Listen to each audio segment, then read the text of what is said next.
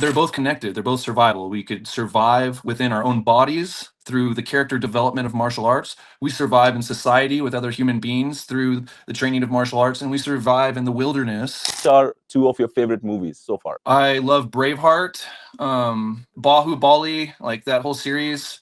Is a great movie. I mean, just the scenes in Bahubali are amazing. To my martial art, right? We choke people and put them unconscious.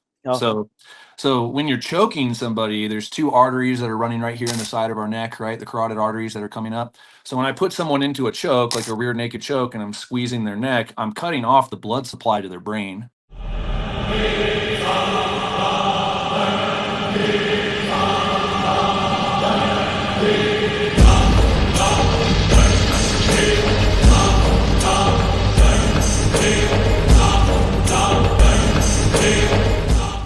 Good evening, Namaskar. My name is Sushil Singh. You're watching Echoles. Today we have one of our guests from the United States, especially from California.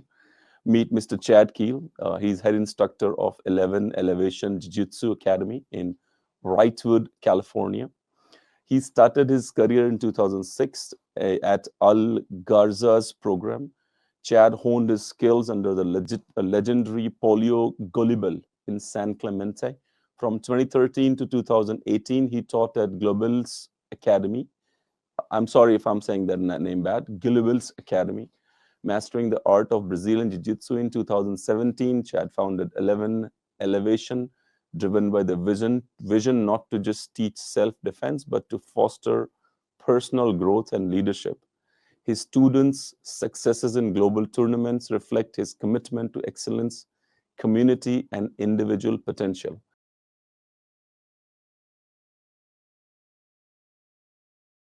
Mr. Keel, how are you doing this morning for you? In India, it's evening. Yes. Hey, I'm doing great. Thank you for having me on the show. I'm at my house right now. I have 3 small kids. If we hear a little chatter in the background, I told my wife, keep them quiet, but hey, I'm a family man. Family comes first. And but I'm just so thankful to be here on the show. And yeah, I appreciate everyone's time. Yes, sir. I was going through your profile on Instagram, and I saw the videos of Coyote. Is that the name of one of your kids? And Rio? Yes. Yes. Okay. Yes. Okay. All right. And why the name Coyote and Rio? And what's the name of the third one? Hardy. Okay. Yeah. So with all my kids, we kind of landed on a name first. And I was like, I really resonate with this name. And then we made the kid after the name was chosen. So wow. Yeah.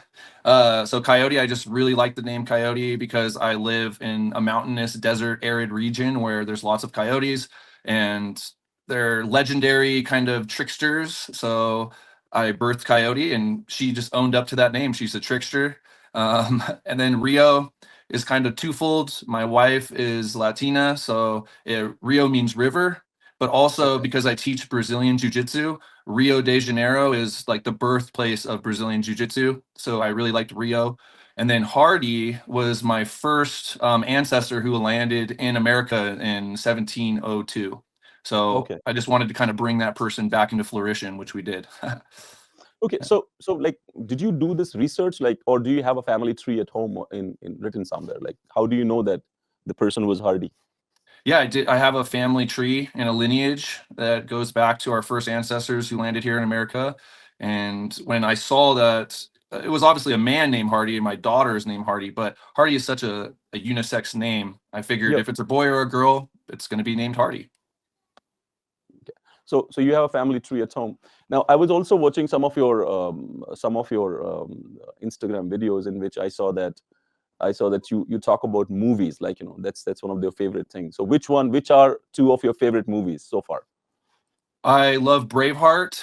Braveheart's a great movie. It's historical. And then Bahubali, like that whole series, is a great movie. I mean, just the scenes in Bahubali are amazing. So I actually, the first time I watched Bahubali, I was traveling to Pakistan in about 2018, and some lady in front of me had it on her laptop. She was watching it, and I had like no TV screen, sitting in cheap economy seats. So I just like looked over my seat like this and watched Bahubali with no sound. And I was like, oh my gosh, this movie is amazing. And I had no sound, nothing. And then I came home, found the movie, and then I watched the series. It's amazing. Yeah, it's awesome. Like this movie was, some of the scenes were like I have never seen anybody doing that kind of CGI in Indian cinema. So it was the Mhm. first time the Indian cinema pushed its boundaries. So I love this movie Bahubali, and especially that scene where he cuts the throat of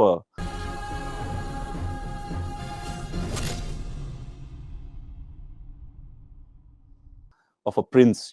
Like the prince was walking and he suddenly cuts his throat and his head falls down. I was surprised. I was shocked when I saw that. I Mhm. was like, oh my god, what is this now? It The was awesome. soundtrack, how about the soundtrack? Like the music Yeah. in Bahubali is Mhm. absolutely phenomenal. So having watched it all with no sound, I fell in love with the visuals. And then when I listened to it, if you go down, I have a lots of jujitsu videos that I post. And when I use music, I'll use music of Bahubali just because it's just a warrior's anthem, you know? So I love it. Yeah, yeah. And another thing is that when I was watching because I have most of my questions about the videos which I saw, but before we jump onto that, how was your experience to Pakistan? Like, in India, people don't like Pakistan a lot. I know, and I've been to the border right there in I think where was I? In like Punjab, somewhere over there, like by Lahore. We went to the border and I saw the two nations kind of like they face off and they do their dancing and Yeah.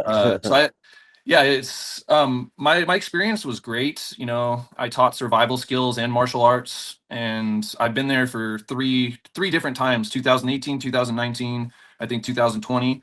So, yeah, I fell in love with just the landscapes, the vast wilderness, just the huge moving rivers.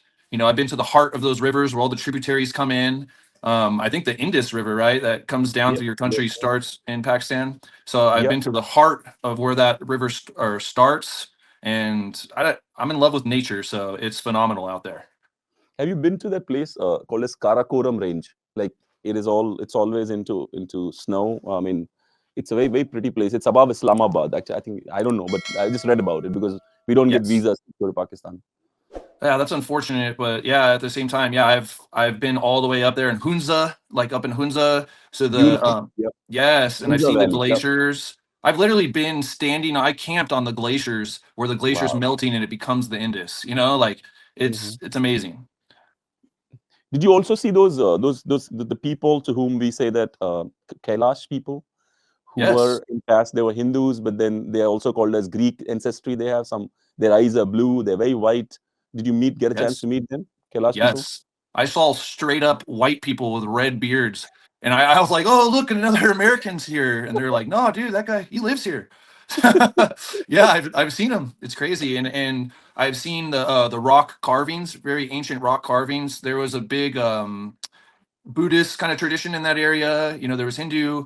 So the Hindu Kush mountain range, right, is like Yep, the yep. boundaries of the where the Hindus are supposed to I lived it, you know. So So let me tell you a little anecdote about Hindu Kush. Hindu Kush means this combination of two words, Hindu and Kush. Hindu means us Hindus. Kush means where they die. So when they used to take a lot of Hindus to Afghanistan via Pakistan, like then Pakistan wasn't there. So when let's say some invader comes from Iran or Afghanistan, and he's taking a lot of Hindus together, so that's the mountain because of a lot of cold, and Hindus were from Punjab and Uttar Pradesh and these warm places, so they used to die there. So the mhm. Arabs gave it the name Hindu Kush, that Hindus die here. So that's why the name Hindu Kush is still surviving. Yes, yes. Yeah, Crazy, but crazy history. You guys have very rich culture, you know, and the history is amazing. So next on the list, I'll get over to India too. You know, and we'll travel throughout India. That'll be a great time. I want to do some wrestling with some Indian wrestlers where they wrestle in that mud. That sounds amazing. So yeah, I got to get yeah, over there. I have one of the akhadas. I have one of the akhadas. So if you come to Delhi, you can come to visit one of my Guruji. He has his own akhada. It's a big land, and you will get a chance to fight the kids in the mud. So I have a big akhada in New Delhi. Oh, that would be great. And it's gonna get a lot of views on Instagram. If I'm in like a little speedo wrestling in mud, that's gonna be great, man. So I'm all about it. I'm all about it. Okay, awesome. All right. So now one of the things which I was going through one of your videos, okay, and Mhm. you said that you were talking to a student and you were trying to teach him that okay, this is how you're supposed to, and maybe I misunderstood it, but I saw the students behavior was a little different. Okay, he was a little upset. I don't know. So what about, let's say you're teaching somebody, and obviously you're trying your best to teach, but sometimes what happens is that a student gets mad at you because it's a game where the person can get hurt. So Mhm. the person gets mad at you, or while you are trying to teach the person, however, the student is pushing too hard, and you're trying to control it. But because it's a manhandling thing, how do you handle such situations when it comes to you? In jiu-jitsu especially. Great question. I have a rule, like a little rule chart that's by my mat, and it's just kind of like the unwritten laws of martial arts, and it basically states that your energy will be matched. So I don't want to go 100% with every single time I fight. I don't want to fight at 100% to basically preserve my body, to avoid injury. And also, that's the way that you break off students and they never come back. But every single time that I have to spar with someone, it's an opportunity for that person to tell their wife, I tapped out a black belt, I beat a black belt. So every single time that I wrestle somebody, normally they're fighting me at 100%. When I'm only trying to fight at 60% and teach them the idea of flow. So when people fight at 100%, there's no learning. It's just Yeah. like blanking out, seeing red, and then just trying to get through. But when you're fighting at about 50 to 70%, that's where all the learning happens, because you can explore possibilities and you could try new things and your brain's still thinking. But when you're fighting at 100%, it's just pure instinct. So I try to get people to fight and learn around that, 50 to 70% mark, and not always be in like the blanked out, see red warrior state, because that's competition fighting. That's not in the gym every day. I get that. I was watching some of the UFC fights, and I am sure you, because I'm never into this kind of combat. Mhm. But do you agree that when you fight with somebody, even if you lose or you win, but when the fight is great, even if the person is beaten badly, they start respecting each other? Do you agree with that kind of concept? Absolutely. I have three brothers, and we became brothers because of blood, sweat, and tears. And that's why we respect each other and we're loyal till, eternity's end, is because we've been through that. Now, people in a martial arts setting get to become brothers and sisters through that combat also. So that deep, deep respect comes from that warriorship. Okay. Absolutely. Now, do you think that the if you really want to search the soul, like that, the core message of a movie called as Fight Club, if you really want to search the soul of yours, you must be beaten, or you should beat somebody along with, you're also beaten very badly. Until you don't reach that place, you can know who you really are. Do you agree with this? Because let me be very honest with you. I have been beaten, but not like extremely beaten. You know what I'm saying? Like not like gone, that kind of situation. I've never been to that Yeah, kind of yeah. fight. Yeah, I've been into fights, like, okay, all right, 5 seconds of fights. You punch me, I punch you, we're done. Okay, all right, thank you. You go home. I'm going home. That kind of fight. But the Fight Club motto, do you agree with that kind of motto? To some degree, yes. For me, I needed it. Just an extremely overconfident person. Just as a kid, I came out, just like too overconfident, and I got humbled through martial arts, and I continued to get humbled through the martial arts. So it's just constantly shaping my character, who I am, how I treat my family, how I treat my kids, how I'm present with my friends. It's all come through martial arts for me. Can people find other mediums and art and music and things of that nature? Sure, but for me, I needed to get beat and I needed to get humbled so I could find out truly who I am and how I present myself, to other human beings. Okay, one more thing. I was watching Joe Rogan's one of the shows, and I saw Joe was appreciating people from Dagestan, and I mean, sometimes he does a little too much. What Hmm. I personally, I come to America like every 3 to 6 months. I'm there. What I personally think is that American athletes are maybe one of the strongest athletes in the world. I mean, Mm, respecting the people from other countries is great, but yeah. sometimes a few people push it a little too much. They try and show as if an American is not as great as maybe somebody from Dagestan. I personally don't agree with that kind of thought process. So I think that more and more we are very comfortable here in America. We have a country that offers us a lot of things that are readily available to us, and because we're not hungry enough and struggling, that's where the true warrior spirit comes from. So definitely someone in Dagestan where their only option maybe to get recognized and get out of poverty is to get great at martial arts, right? I don't necessarily have that, so my drive is, it's just purely instinctual, but not everybody has that, right? I notice it with my students. They want the soft way. They want to take shortcuts. They don't want to work as hard as I worked to become great at martial arts. If they're always looking for shortcuts in America, show me the easiest way. Where someone in Dagestan's probably like, there's no easy way. I'm just gonna come and just get beat up every single day, and I'm gonna reach that. So the drive is a little bit more real in a poverty stricken area than it is in a first world country where Americans are just, what's the easiest way? I'll just type it on AI, just they're not looking for the hardest way. They're not looking to struggle.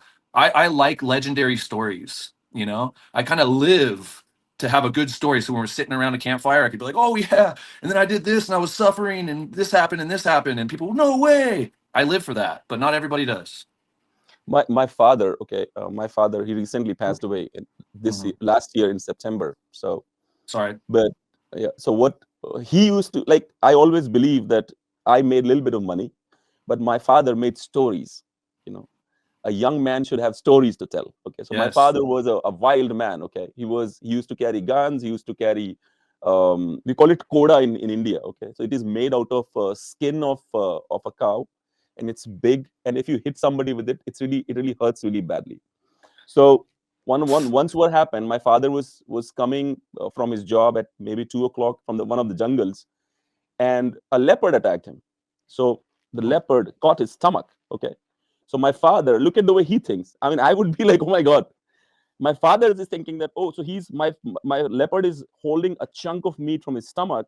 So my father, on by his left hand, he was holding the head of the leopard very strongly, so he shouldn't pull it away. Okay, and with his right hand, he pulled that koda out and he hit the leopard very hard, and the leopard ran away from him. And I was like, and I asked my father, I said, how the hell do you even think like that? He's like, do you want him to eat that chunk of meat? I said, no. But weren't you scared? He was like, yeah, I was scared. But what should I do? I mean, he's about to eat me. I was like, okay. So that's what I'm saying. When you talked about the stories, I was like, okay, I mean, a young man should have stories to tell, that what he went through. Yes, he's absolutely right.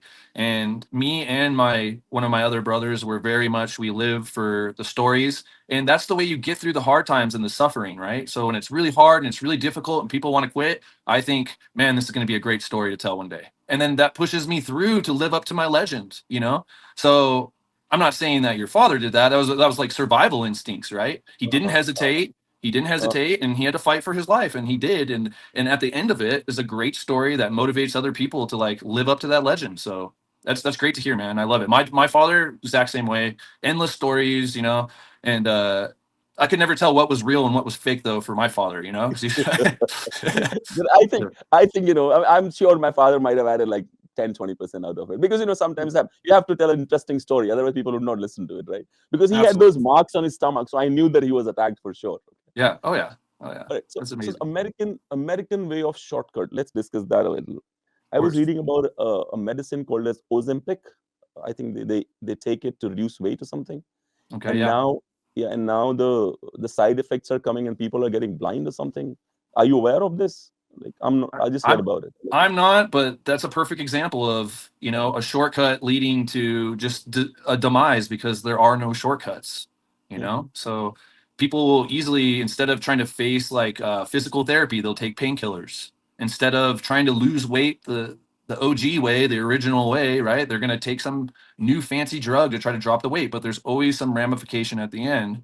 And it's the same way with martial arts. There's no shortcut to get to the black belt, because if you want to tie that black belt around your waist, you're going to have to fight people and prove that you are a black belt. So if you take any shortcuts, you'll be exposed, you'll be beaten, and then you'll feel like an imposter and you'll no longer train martial arts. Yeah, because I was also I watched a movie in which I'm forgetting the name, but there was some billionaire whose mother used to hire girlfriends for him, and then there were two wrestlers.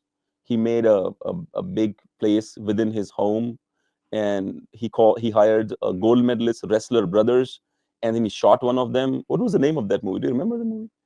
I don't know the name of that movie, but some billionaire. Okay, I mean, yeah, I can search a little. Can you Just search anything on your phone? A billionaire who shot a wrestler, something like that. You will get the name. Okay. So there was this. I saw that movie. I mean, it was very interesting, Oscar nomination or something like that. But again, that's what I saw. That when I was watching that movie, and I see that, okay, so this guy had girlfriends, and those girlfriends were getting paid to be his girlfriends. So they were always nice to him. You know. That's a hooker, not a girlfriend, by the way. No, but that's a fancy hooker. You know what I'm saying? Yeah. Oh yeah. Like a long-term one, a long-term one. Yeah. Yeah, that's a fancy hooker, actually. Yes. Okay. Uh, so you guys have got a new president, okay? President Donald Trump, Donald J. Correct. Trump. What do you Correct. think about him? I voted for him. Oh, You know, awesome. so You're a yeah. Republican. Yeah, I voted for him. I voted for him the first time. I think that he's a great addition to, America.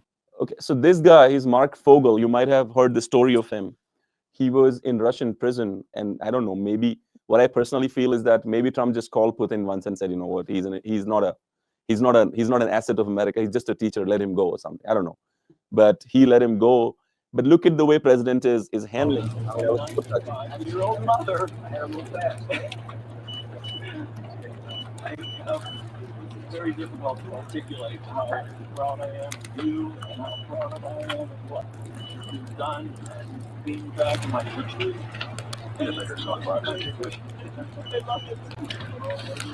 Man, She's in shock, but I think she's bubbling. I went with it here.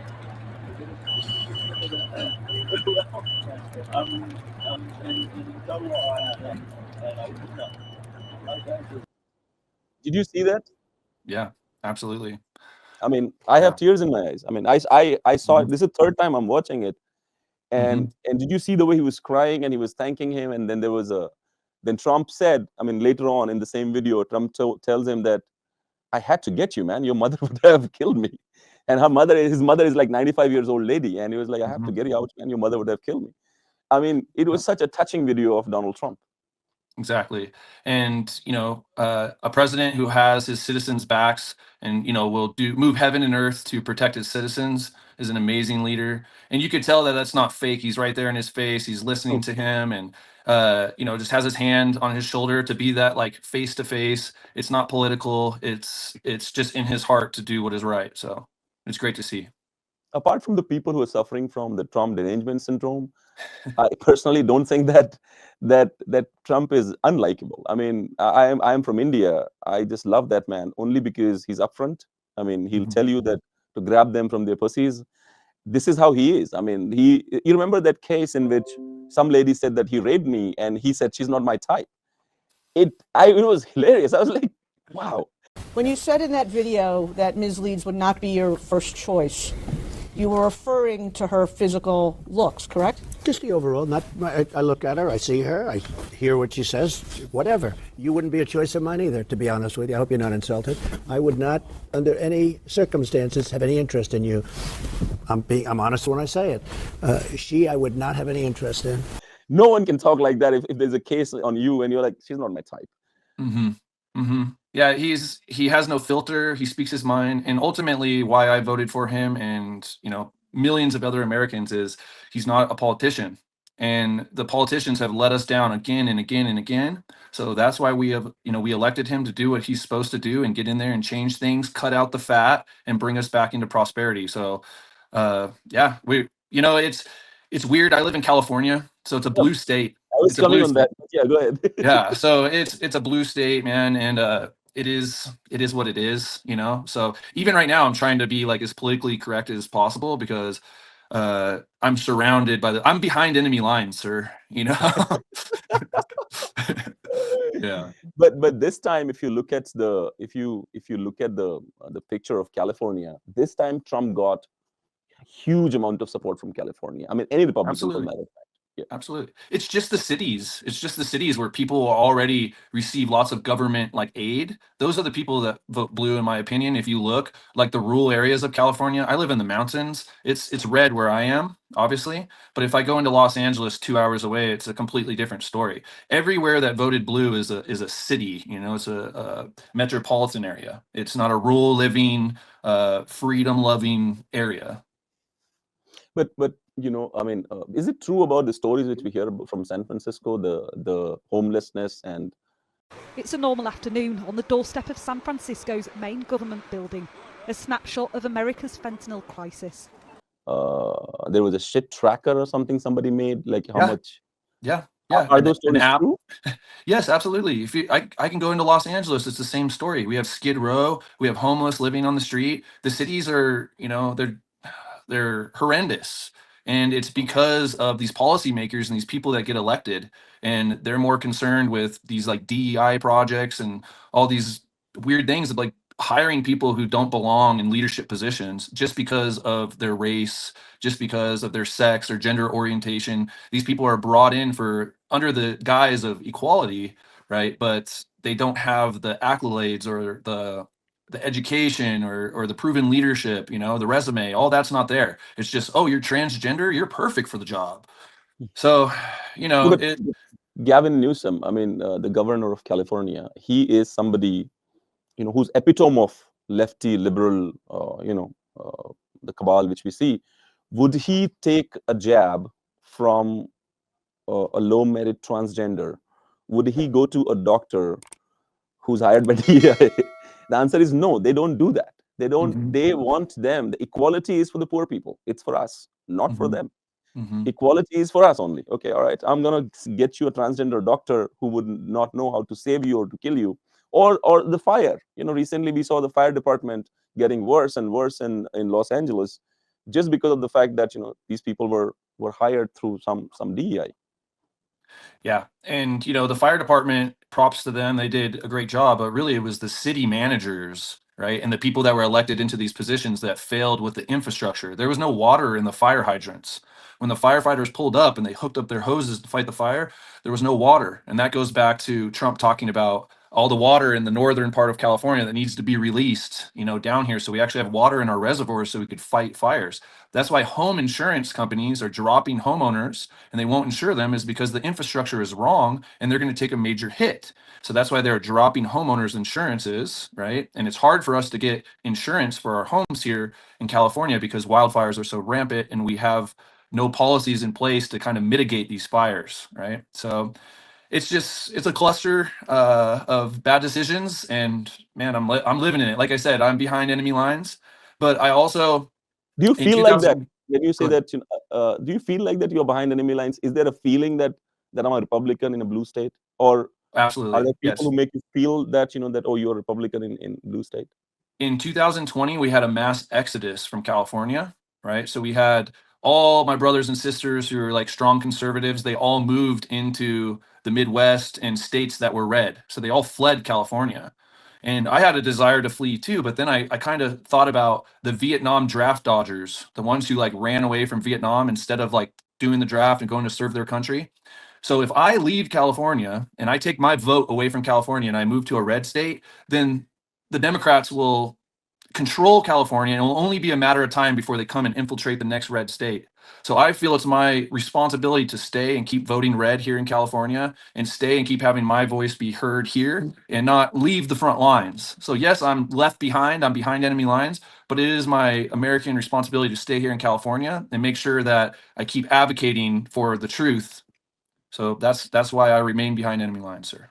I'm so proud of you actually, because I mean, it's very easy to run away from a problem, but it's very Mhm. tough to stick around and try and fix it. I mean, you don't know if you'll be able to fix it or not, but at least you're sticking around to see if you can try. Absolutely. I appreciate Yeah, it, man. yeah, absolutely, without a doubt, because I also believe in this, and hence I had several opportunities of moving to other countries, but I thought like, okay, let's stay in my country and try and fix issues if I can. There you go, and I'm proud of you for that. That's the leadership that's in us, and our we want to be here for our people and do what is right. It's extremely hard to live in California. It's one of the most expensive places to live in the world with our taxes, our prices of homes. But I think I have a moral obligation to stay, so I'm here. And I saw one of the Alex Jones videos on your Instagram. Do you believe in his theories? I mean, because his theories are almost all of them are getting true one by one. Maybe he needs That's to come up with some new ones. That's what I was about to say. Like it seems absolutely insane when he speaks and the way that he presents it. But then when it comes true, it's like, oh my gosh, So again and again and again. So And he is just so funny to make memes with. Come on, like. I follow him on Twitter, and I told him once that, could you please come up with new theories, because the ones which you already spoken about, all of them are true. So let's talk about some new ones.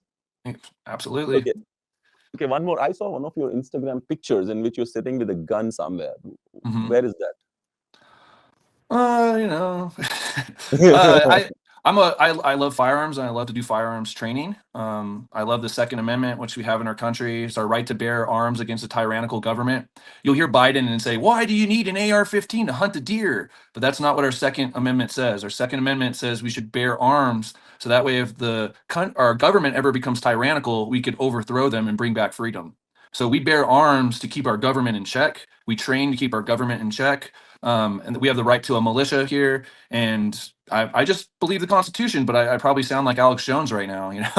It sounds radical, but at the same time, it's written in our Constitution, and I just live that freedom that was written down by our forefathers.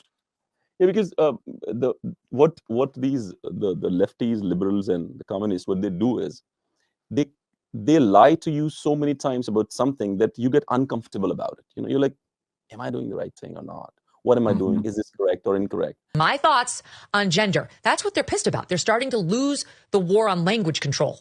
Because this is the most logical answer you can ever get, that, okay, I have arms because I don't want... There are two answers, actually. One is if there is a tyranny. Second is if somebody comes to hit my family, I should be ready for it, right? Yes. So, yeah. So there are two basic examples for which I need a gun for myself. But they will try and push guilt so hard in your head and mind that, okay, why do you need a gun? Why do you need this? Why do you need that? And when it comes to the person to whom they are promoting, like there was this transgender who was into mass school shooting, and he also had an agenda or something written, and they did not release even till today what was the agenda. Why did he kill those many kids?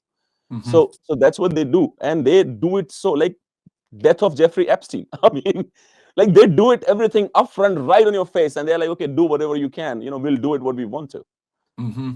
Absolutely. It seems part of their agenda is to put it right in our face, almost put it in our face in movies and everything. That way, in the hindsight, they could say, look, we told you what we were doing. We laid out the agenda and you consented to it. Right. It's almost like they put it out in movies. They put it out right in front of us when they're talking on the TV, and then it all plays out. And it's almost as if we consented to it.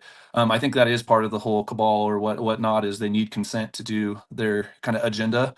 So yeah, it's weird. And then we're all feeling like guilty Stockholm syndrome about it. You know what I mean? But Yep. I personally don't. I'm just a red, white, and blue American. You know what I mean? But at the same time, I love all nations. I love all people. I love to travel the world. So I do believe in equality, just not the equality that they talk about. And I think that's shown through my actions and the way that I travel the world and the way that I love all people. So I think they could quickly label me or anyone who loves guns as like a radical danger to society. But I think I'm the opposite. I think I'm a protector. I'm a lover. And if you really love something, you have to be able to stand up and protect it. So from protecting, let's talk about the survival training. Okay. Yeah. What was the most surprising lesson? Like, you were doing it, you're switching a little bit from martial art to surviving training. What was the most surprising lesson you learned from blending martial arts with survival training? What surprised you?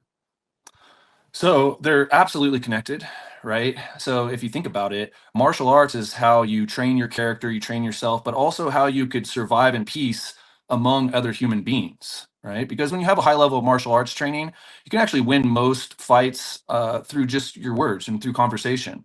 And then the survival or wilderness training is how you survive in God's creation in nature, right? So they're both connected. They're both survival. We could survive within our own bodies through the character development of martial arts. We survive in society with other human beings through the training of martial arts, and we survive in the wilderness. That's right outside my window. That's why I'm pointing.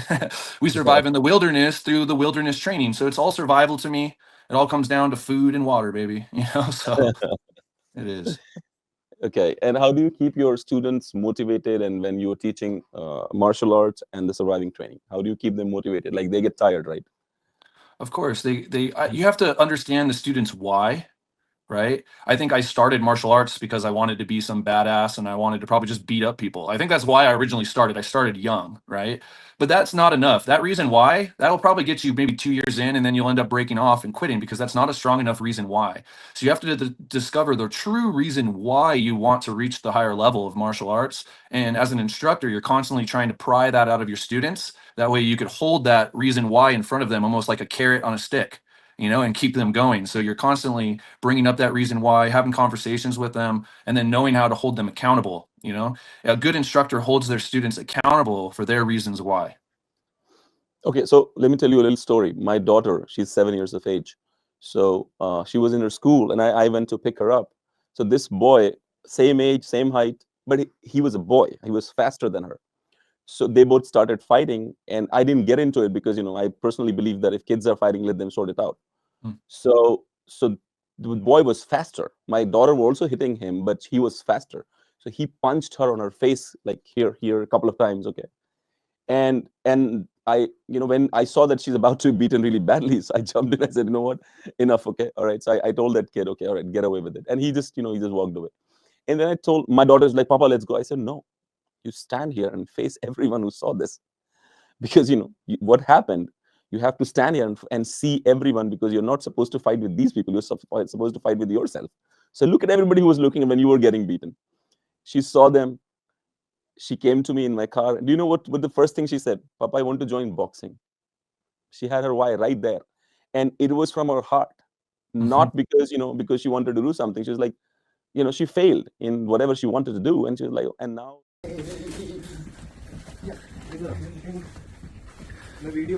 she's getting trained from last like 6 to 8 months. And I see her personality changing. I mean, she started thinking that, she got into it because she wanted to fight people, but now she's more of a forgiving, that I don't want to punch him because he might just, something might happen to him. You know what I'm saying? So she's getting more forgiving. Absolutely. Uh-huh. Yes. That's an amazing story. And I think a lot of people get into martial arts directly because of that. They see that they're inadequate, maybe in, the situation, but they realize that through training, right, that they don't have to be that way anymore. So instead of her just coming to you and being sad and depressed, she's like, I'm ready to correct this problem. I'm ready to undergo the training and come back and be able to defend myself if this ever happens again. That's amazing, and that's something to be really proud of your daughter for. And Yes, sir. I think that I initially got into martial arts for that reason too, is probably like a little bit of bullying or a fight type situation kind of drove me start to think that I wanted to fight people myself and be able to do what someone else did to me. But like I said, then it becomes an obsession with the technique, and then it becomes a lifestyle. And martial arts has forced me to quit so many of my bad habits, and that's the character development that I'm scared to let go of. I'm scared to have the accountability.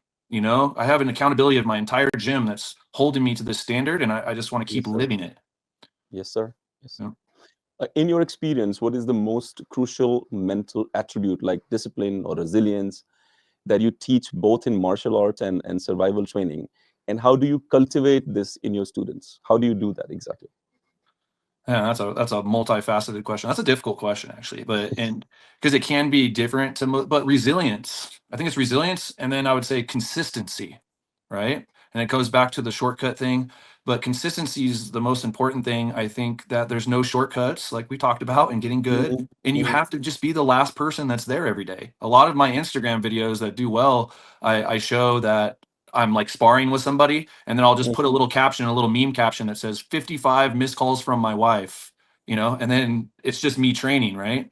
And it's not because I'm really doing that because my wife understands, but everyone else is so quick to leave when class is over, they just leave. But I stay on the mats. I'm a black belt. Why do I stay on the mats? Because I know that it's the resilience, I know that it's my consistency, and if you stay on the mats and keep learning, keep chasing after what you want, it'll come to you, but it comes through hard work, consistency, and resilience. So I'm always trying to foster that in my students and teach them not to be like little babies about quitting too early. So like, I saw martial arts from China, okay, or from Japan, and you see that, they're pulling eyes out, and and they're touching here, and somebody's fainting. And I personally don't believe that, but I want to know from you, because you're a black belt, like, is something like this possible? Like somebody's pulling somebody's eyeballs out or touching here and somebody's fainting? I mean, are these things possible? I I love those people, by the way. I don't believe in any martial art that you can't spar and train at full force. So the only martial arts that I truly respect are the ones that have sparring. If they have techniques like, oh, I can't do that in sparring because I'll kill you, then I'm like, I don't believe it. Try it. Let's try it. Because I just believe things that you could train that are practical. I think boxing, Muay Thai, jujitsu, judo, wrestling, those are the real ones. Even the point scoring type martial arts where they kick each other and they go stop point. I don't even like those. I don't. Not that I don't respect them, but I kind of don't respect them. So yeah, Hey, can you search the Indian guy who went to Bodhidharma? So there's this Indian guy named as Bodhidharma. I know He Bodhidharma very well. Okay, Yes. okay, Yeah. all right. So he went to China, and he's the man who started martial arts in China for the first Yes. time. Yes. So they must thank us, actually. Yes. Yeah. Yeah, no, Bodhidharma, he went and he founded maybe like the Shaolin Temple, right? And Yes, or sir. he was involved with the Shaolin Temple, don't quote me. And he was meditating in a cave that was there, and they came and brought him down. He taught them. So yeah, I mean, I love they were actually sparring, by the way. And Shaolin monks that go through that type of rigorous training is absolutely insane. Talk about the resilience and the consistency, like we were talking about, from a young child. They're brought up in this, and they're training their mind, right? They're holding water in the split position and they're just getting whipped with sticks, things like that just builds the mental character and the strength training that would absolutely get me sued in the United States for trying to train people like that. But I do take aspects of that in my survival training because I train children every Friday. It's called Earth School.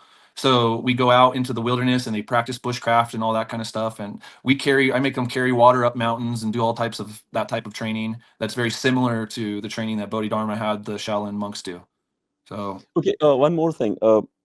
I was actually listening to one of the comedians, and what he was very absolutely right, Russell Peters, and he was making fun of the fact that the millennials, they hate Gen Zs, but he was absolutely right in saying that the old people created internet and iPhones, and hence they are occupied on that.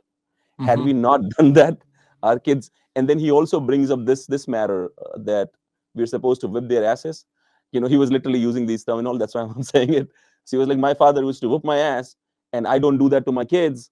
So my kids are different. Why am I blaming them? Because I'm supposed to do what my father did to me. And then he also says that, my father, I worked really hard to make sure that my kid has a better life. Now, when yeah. the kid genuinely has a better life, why the hell am I jealous of it? Why am I getting angry at him or her? This is what I wanted for the kid. I wanted her to be happy, to be lazy, to enjoy her phones, to enjoy everything. Why are we angry at them? So that's my question to you. What do you think of that? Happiness doesn't come from the lack of discipline, right? Mhm. Nobody will be happy when they become an adult if they don't have self-discipline in their life.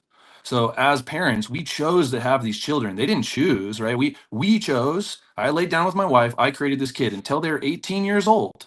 It is my decision what they do and what they do not do, and it is my responsibility to teach them to do what is right and to have discipline, complete what they do, complete what they set out. When my child says, "Hey, I want to do horseback riding," I say, "Oh, you want to do horseback riding? That sounds like a great thing." I pull out a piece of paper and I'll write down, and we make a contract between each other, me and my child, Wow. right? Mhm. How long do you want to do horseback riding for? How long do you think it would take to get good at horseback riding? Oh, a couple years. All right, 2 years, right? I will do horseback riding for 2 years until I become to this proficient state, right? And then they sign it and I put it on the fridge, right? And every single time they get up and, oh, I don't want to go to horseback riding today, I don't feel like it. I bring them back to that contract. And I said, you signed a contract with me, right? Are you going to bail on your dad and basically say, F you, dad, I'm not going to hold up to the contract? Or will you complete the contract?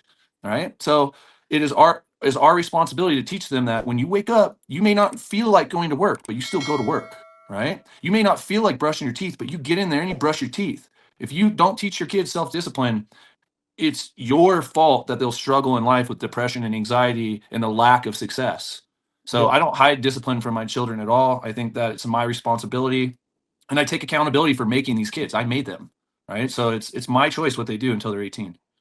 But let me also tell you that it's best to have kids. Like, I mean, they Absolutely. just make you happy all the time. I mean, I have two That's daughters. One is 7, one is 3. I mean, I just can't tell you how happy I am because, I mean, it just makes you happy all the time. I was talking to my daughter because what I do is I read Bhagavad Gita to her. It's one of our religious books, and Yeah. it's that it should be a world religious book because it's really it's an awesome book written. The God is talking to humans and telling them what they're supposed to do. So I was teaching her the second chapter in which the Bhagwan Krishna is talking to his disciple Arjuna, and he says, and then let me quote you in Sanskrit. He says, "Hatova prapsasi swargam jitva bhokshasi mahim tasmad uttishta konteya yuddhaya kritanishchaya." So he's asking him that you can't, if you die trying, you will go to heaven. If you are if you win, you will be the king of the earth. What are you scared of? Let's fight. So I was talking to her and I was telling her that you're supposed to, your mind should not control you. You should control your mind. So if you want to eat ice cream, so ask yourself, is my stomach a trash can? Do I need that trash in my stomach? Because is it a trash can? So she was like, and then she suddenly comes up with, Papa, I have an example for you. I said, okay, go ahead. She's like, today I was playing with these two kids and they were cheating in the game. And I was like, why are you cheating? And they said, we will play like this. If you want to play with us, it's okay. And she's like, no, I don't want to play with you. And then I started doing something else. And then she says, because I had control on my mind. I said, great. You know what I'm saying? I said, this is what you're supposed to do. Absolutely. Okay. Yeah. So, That's all right. wonderful. So it was lovely talking to you. And one last question for you is that when someone hits us, me, you, anybody, and hits us on the face, why do we like fall flat? What happens to the body when somebody hits you hard on the face? Like So I've I'm seen not. those street fight videos. So I just Mhm. want to know like what happens to the body. Well, I'm definitely not, a scientist in regards to that, but I could tell you, and to relate it more to my martial art, right? We choke people and put them unconscious. Uh-huh. So when you're choking somebody, there's two arteries that are running right here in the side of our neck, right? The carotid arteries that are coming up. So when I put someone into a choke, like a rear naked choke, and I'm squeezing their neck, I'm cutting off the blood supply to their brain. And you get this warm feeling. You might feel like you're dancing in flowers, just skipping through a meadow, and all of a sudden you wake up and everyone's standing over you, and it's that quick. So it's not a choke like a windpipe choke where you feel like it's not that. It's on the side, so it'll just be a warm sensation, and you go to sleep, right? So I'm not really sure, like when somebody hits somebody, what just like rings their bell and puts them out. But what I would assume is it's the shock to the brain, right? You're literally shocking those nerves that run up to the brain, and it shuts the brain down for a second, just in the same way that choking someone and removing the blood from their brain shuts them down too. Um, Regardless, that's why you should have a beard, because it is scientifically proven, okay, that this is a little bit of a shock absorber, and it's harder to knock someone out with a beard than without a beard. Now I don't have any hair up top, so if someone gets me up top, so you got me beat there, but a little bit of padding on the chin, it does help. It does help. So I was reading a statement that you can fight with a boxer, but don't fight with a jiu-jitsu guy because he's dangerous than a boxer. Okay, one more thing is do you remember that case which happened in which a Marine in New York, he tried to choke a guy who was threatening everybody in the metro, and that guy died while he was Mhm. choking him. Mm. Can you search this?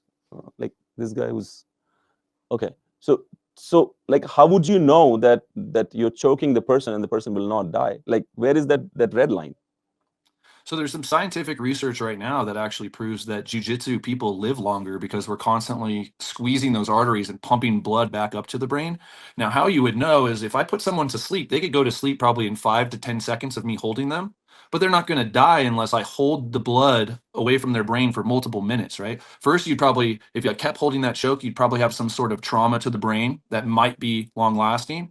And if I keep holding the blood from your brain, obviously you would die. So you would have to hold someone in that choke for probably a minute to 2 minutes to have like the effect of death. Now, if somebody has some sort of medical condition that you're not aware of and you do that to them, that absolutely could kill them faster.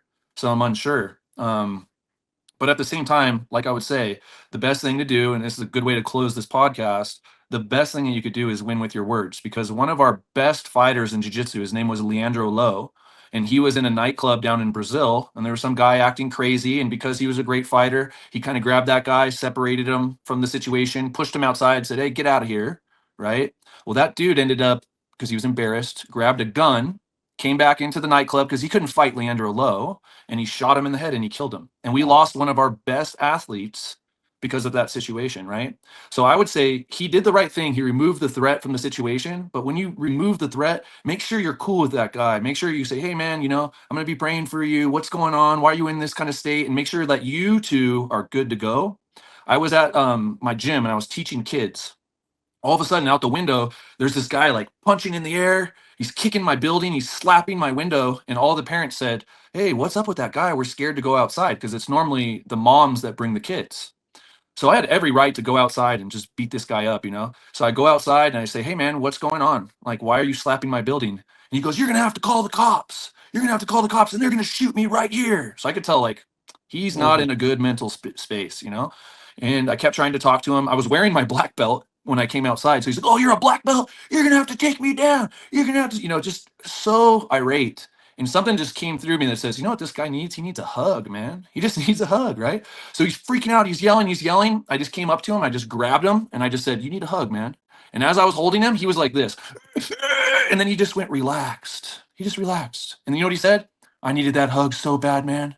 I needed that hug so bad.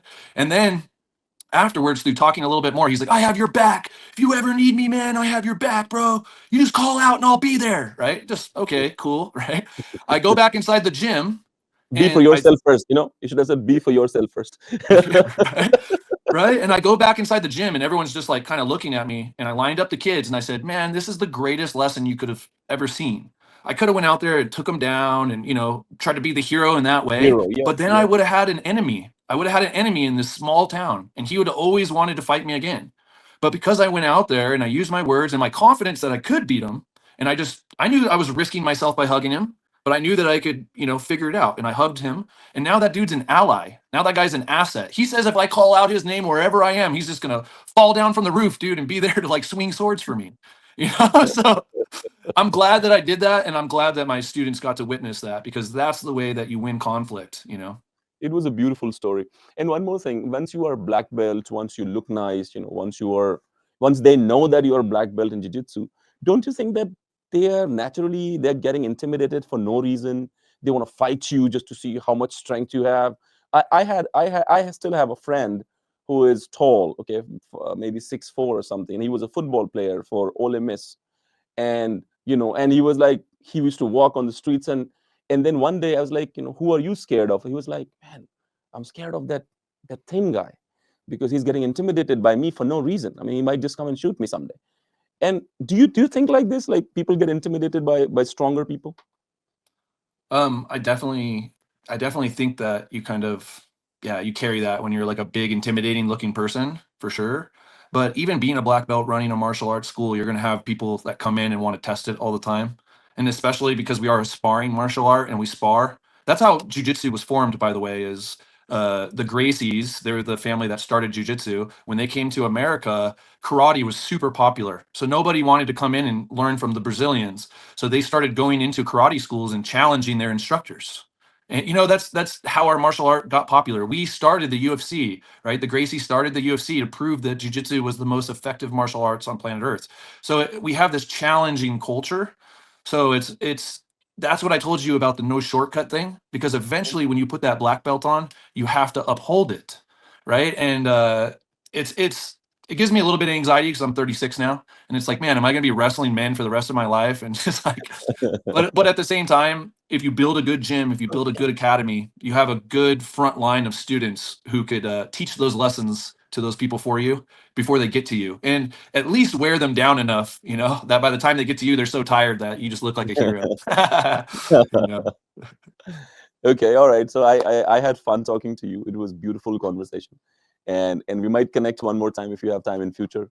Thank you very much, Chad. Really appreciate it, man. Thank you so much. Okay. Hey, I appreciate it. I look forward to getting out to India soon and doing the mud wrestling and traveling your guys' beautiful country, beautiful culture.